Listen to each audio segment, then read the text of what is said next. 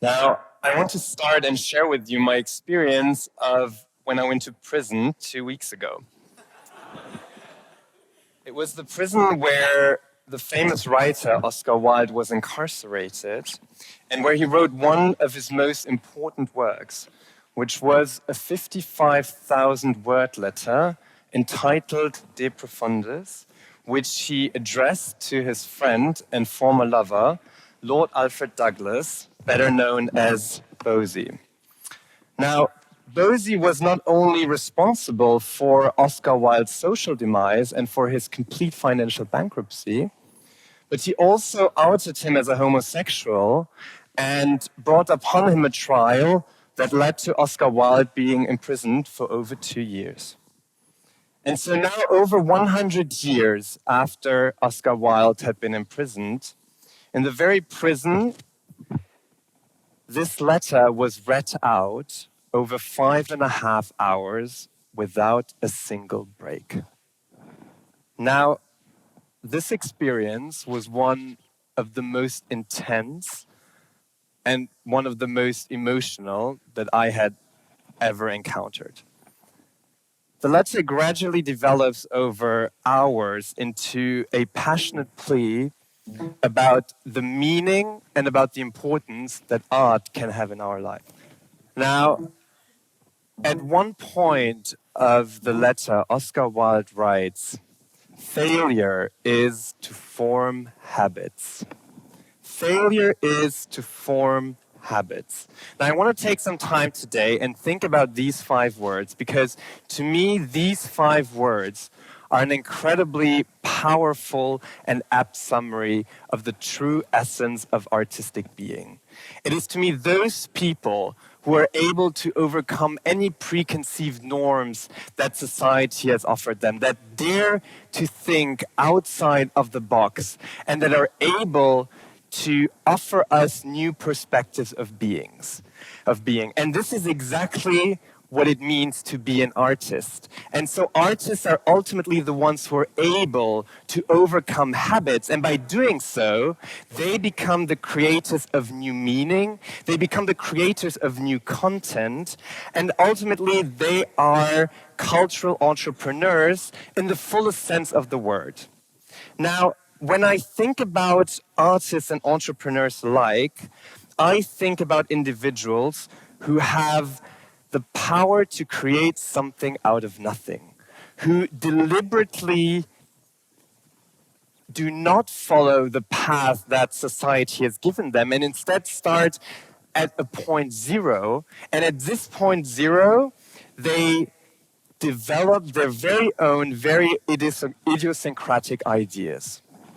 And so when I think about entrepreneurs in conjunction with artists, I think of the entrepreneur the way that the famous economist Joseph Schumpeter defined entrepreneurs. And so he defined entrepreneurs as innovators who have the ability to radically subvert our thinking and consumption patterns, and by doing so, they break open the static mode of society and infuse it with innovation and bring progress and development. And so when I think about the entrepreneur, I'm not thinking about somebody who is primarily financially driven, but I think about somebody who is driven by an idea, who is driven by a vision. And so, of course, Joseph Schumpeter was already quite aware that there is a difference between somebody who has a powerful idea and somebody who has the ability and the means to bring these ideas to life. And so, of course, for him, the entrepreneur was the latter. And so if we think about this definition of the entrepreneur, and if we merge it together with the idea that Oscar Wilde developed, that we need to overcome our habits, then of course we have the idea of what an artist is. And of course, artists are always the ones who create something. And what we as viewers encounter is the manifestation of their radical thinking, which ultimately is the artwork itself. And so we can go back into history and the history of arts, and we encounter this everywhere. So let's just go back to the 16th century, and we encounter someone like Albrecht Dürer, who introduced perspective into figurative painting, and by doing so completely changed the course of art. Or if for one moment we just abandon the realm of art and we go into music and we go into the early 20th century, and there we encounter a composer named Arnold Schoenberg who did not agree with the traditional sound of symphonic music and instead embarked on a radical path to invent what we now know as the 12-tone music. Or indeed, if we just go back a couple of decades ago and we encounter a chap named Andy Warhol, which probably few of you will know. And so what he just did was he completely subverted the way that we perceive popular culture and how we think about the division of popular culture on the one side and high art, so-called high art on the other side, by introducing Hollywood stars such as Marilyn Monroe or Liz Taylor as the main subject of his works. And so because artists are ultimately creators, they produce something, they produce output, artistic output, which we can engage with. And of course, the question that is being raised is, what can we take from this encounter? What can we take from the artistic output? Now, before I go into more detail here, I think what we need to realize is that in the environments that we live in, we are always confronted with so-called default options. Now, what do I mean by default options? When I think about default options, to me, default options are carved out paths that are formed by society, that are formed by cultural habits again, and that we basically are supposed to follow in order to maintain a certain status quo. And I think you probably can all relate to that because we encounter these default options in every part of our lives, be it in our families, be it in our friendship circles, be it in our university education. And of course, the most obvious thing to do is to follow these default options because it is the easiest thing to do. It is the way of least resistance. And it is basically a way that has been carved out for you and that all of your friends are following, so why shouldn't you? But I think what we need to realize is that ultimately if we indulge too much into our comfort zone, if we indulge too much in these called habits, we don't realize that habits ultimately have the power to pasture over our own identity.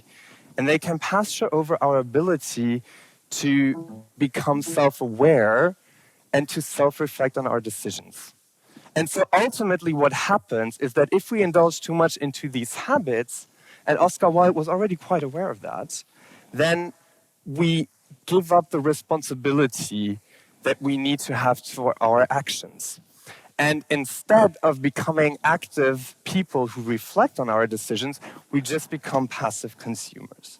And I think this is exactly where the engagement with art can help us. Because what artists ultimately do is, of course, they leave this path. They leave this path that society has offered you. And by doing so, they can, of course, become role models for us and we can learn from them. And so I think if we perceive the artist as this entrepreneur, as this person who starts from a point zero, who leaves behind all this cultural baggage, then we can ultimately learn from this. And so,